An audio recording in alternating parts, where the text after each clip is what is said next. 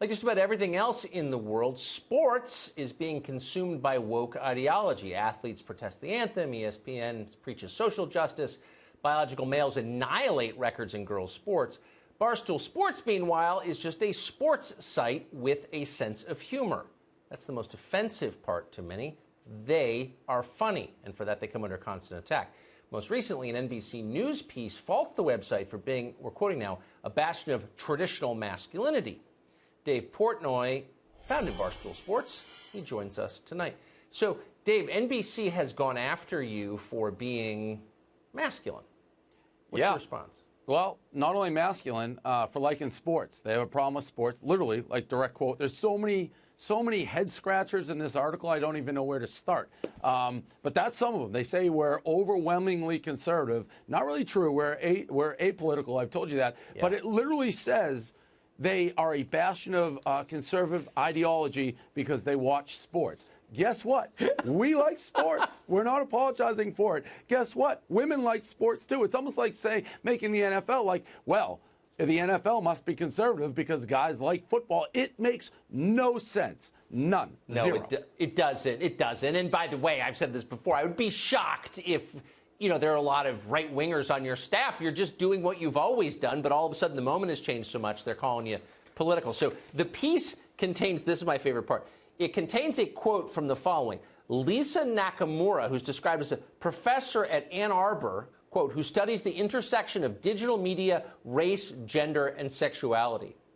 And you know what? That's my school. That's my school that hurts. I'm a Michigan guy. We're going downhill every week. We get killed by Wisconsin, and we're getting embarrassed by this lady. It's disgusting. It is actually one of the more serious threats. You look at some of these articles, they're all professors at all these schools. It's like, what are you teaching these kids? And by the way, Tucker, we reach out to these people. Hey, do you have any interest in defending anything you say? None of them goes. They don't call us. They don't talk to us. They just make up stuff.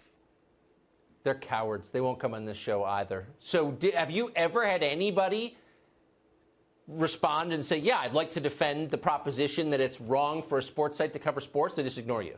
No, they say no. And how are you going to defend it? A lot of this article says we're going back in time, like as the Me Too movement and women are getting more power in different places, we're rejecting that notion. It's our CEO is a female, by the way, which in its own right is insulting to have to bring it up. She's a CEO because she's brilliant. I didn't hire her because she's female. She's awesome, and the results speak for themselves. But what are you going to do? And our CMOs, a female, our CFO's a female. You look around like, what are you talking about? You're just making stuff up. That's why they don't answer it. NBC, hey, I've offered to go on that show. You know what they do? They cancel because they know they have no answers. Listen, everyone's like, you only go on Fox, you only do Tucker. Tucker, you're the only one who lets us speak. I'll speak to anybody, anytime, any place. But if they're afraid to have these questions asked, what am I supposed to do? You let us get our story out. I worked there for 4 years at NBC, and so I know how many pigs work there for real. But I wonder, given their deep commitment to feminism, what percentage of the profits from the Olympics do you think they're giving to women's organizations over at NBC? All that. I don't know the answer to that. I know this. I know they killed the Harvey Weinstein story. I know they've had their own issues. Exactly. We've got none. Exactly. Hey, look in the mirror. Just look in the mirror, NBC. And I'm not either way. Exactly. I'll gladly go on your show. You know you don't have...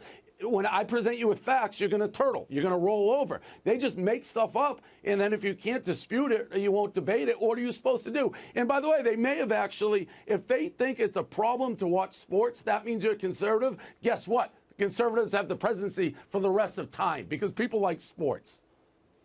So Andy Lack and Noah Oppenheim over at NBC, as you just pointed out, kill the Harvey Weinstein story and now accuse you of sexism.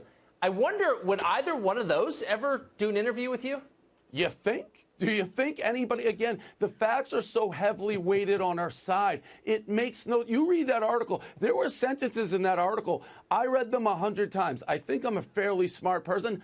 I still didn't know what they were driving at. Like the dean of communication school at Penn State, if you listen to what she said, I would never let my kid in her class. What world is she in saying sports-centric, going back in time? It is insanity. And again, I am happy to debate it. I will go to your class, Marie Hardin. I will let you have the moderator. I'll let you put your people in. And I'll put you in a mental pretzel because you have no facts. Don't send your kids to college. That really is the lesson. It is. I don't want to send my fourth. I mean that completely. Dave, great to see you tonight. God bless. Thank you.